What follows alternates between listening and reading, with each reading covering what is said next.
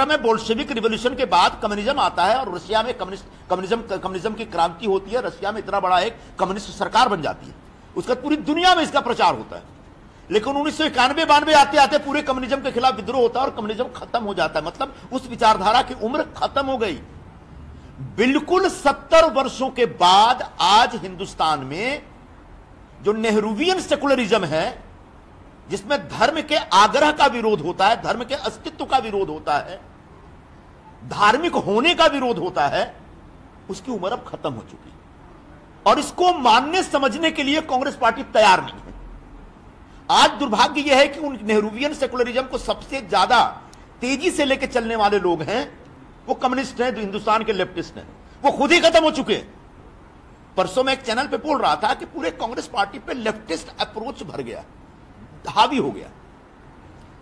आदरणीय राहुल जी के आसपास भी बड़े पैमाने पर लेफ्टिस्ट लोग, ये लेफ्टिस्ट हो सकते हैं जो अयोध्या में अगर रामलला विराजमान हो रहे हैं तो उनका सिरे से विरोध करेंगे।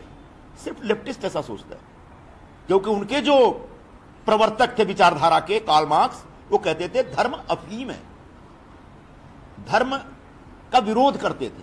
तो वो धर्म के अस्तित्व में विश्वास नहीं करते, धर्म की आस्था में विश्वास नहीं करते।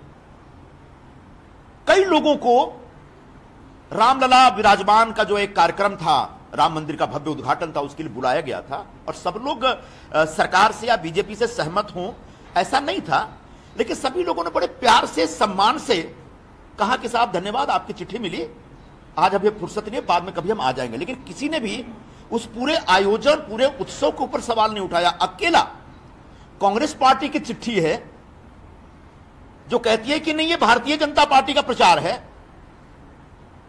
और उस आधार पर उन्होंने राम के अस्तित्व के ऊपर सवाल उठाया और राम के होने पर और राम के प्रति जो आस्था, उस आस्था को ही नकार दिया। बाद में बड़ी फजीहत हुई और उसके बाद 3-4 दिनों तक कांग्रेस पार्टी के प्रवक्ता उसके ऊपर जवाब देते रहे। यह लेफ्टिस्ट अप्रोच था, लेफ्टिस्ट प्रभाव था, यह कम्युनिस्टों का प्रभाव था कांग्रेस पार्टी। आज हालात यह है कि यह हिंदुस्तान पूरी तरह से धार्मिक हो गया है।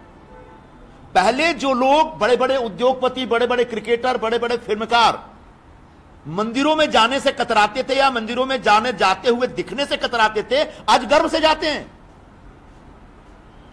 ये जो धर्म का जो आग्रह है, इसमें कहीं से गलत नहीं है। इसमें कहीं से यह नहीं कहा जा रहा कि दूसरे धर्मों से नफरत करिए।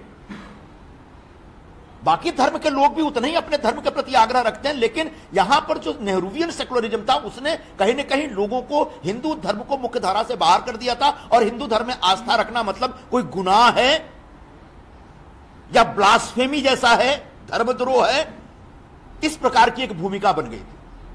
आज कांग्रेस पार्टी वैचारिक स्तर पर अगर इस खांचे में देखें तो पूरी तरह से इरिलेवेंट हो गई, इस खांचे से बाहर हो गई। इसलिए लगातार लोग टूट रहे हैं, बिखर रहे हैं या अंदर अंदर कसमसा रहे हैं। तो वैचारिक आधार पर हालत खराब है, संगठनात्मक स्तर पर पूरा बिखरा हुआ है मामला।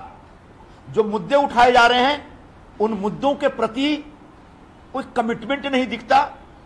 सुबह कुछ बयान, शाम को कुछ बयान।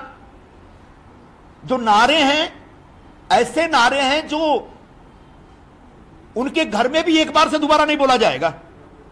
न्याय का हक मिलने तक कितनी बार कोई बोल सकता है, कोई नारा है, और ये नारा लेकर के हम लोग निकल गए। उसका कारण यह है कि कांग्रेस पार्टी के शीर्ष नेतृत्व में बड़े पैमाने पर ऐसे लोग बैठ गए हैं जिनका जमीन से कोई नाता नहीं रह गया। जमीन पे क्या हो रहा है इसकी समझ नहीं है, इसकी पकड़ नहीं है।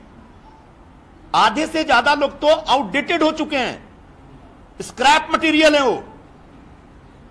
ऐसे लोगों के हाथ में कांग्रेस की कमान है, तभी संजय निरुपम जो बोल रहे हैं उसको सुनने वाला कोई नहीं है वहां पे, और उसका नतीजा कल निकला और आज आपके सामने हूं। तो ऐसी कांग्रेस पार्टी के समक्ष मैंने विषय रखा था कि साहब मुंबई, महाराष्ट्र में या कहीं पर भी अलायंस कर रहे हैं तो अपने अस्तित्व को बचाने का भी एक विशेष आग्रह रखिए। मुंबई में क्या हुआ, 6 में से 5 सीटें दे दी गई, इसका मैंने विरोध किया। यह विरोध करना कुछ गलत है। मैं कह रहा हूं कि इससे कांग्रेस पार्टी आने वाले दिनों में मुंबई में हमेशा हमेशा के लिए खत्म हो जाएगी। ये मैं सच बोल रहा हूं, और इस सच के लिए सजा ये दे रहे हैं कि आप संजय निरुपम को निकाल रहे हैं पार्टी से। अगर सच बोलना गुनाह है तो यह गुनाह मैं करने के लिए तैयार हूं। लेकिन इस सच को स्वीकार करने के लिए तैयार हो जाइए कि शिवसेना के सामने आपने पूरी तरह से सरेंडर कर दिया है। मुझे यह भी पता है कि जब मैंने खिचड़ी चोर का मुद्दा शुरू किया और शिवसेना पर जोरदार हमला किया, तो जो बची खुची सेना के प्रमुख हैं उन्होंने जोरदार दबाव डाला दिल्ली में कि अब तो संजय निरुपम को निकालिए आप। दूसरी पार्टी के नेताओं के कहने पर आप अपनी पार्टी के नेताओं को निकाल रहे हैं। ऐसे कांग्रेस पार्टी चलेगी और बचेगी आने वाले दिनों में? यह एक बड़ा प्रश्न है और जिसका जवाब मेरे पास है, आगे भविष्य नहीं है। मेरे पास सुबह से कई लोगों के फोन आ रहे हैं, मैसेज भी पड़े हैं, साहब थोड़ा शांत रहिएगा, 2-4 महीने में सब ठीक हो जाएगा, कांग्रेस पार्टी का भविष्य है। और मैं कह रहा हूं कांग्रेस पार्टी का अब कोई भविष्य नहीं।